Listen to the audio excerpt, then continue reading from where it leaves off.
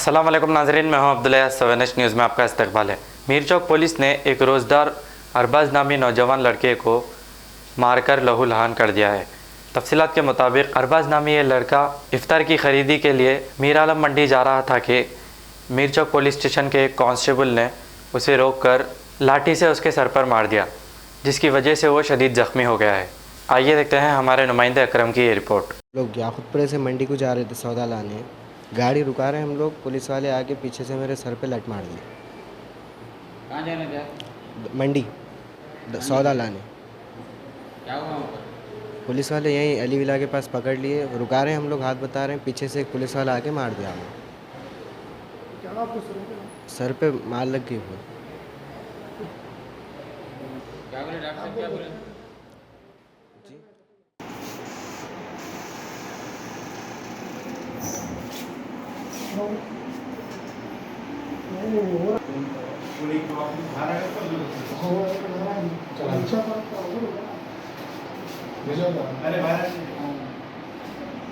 Germanton hospital orthopaedic से मुताल्लिक हर मरीज यहाँ शिफायाब।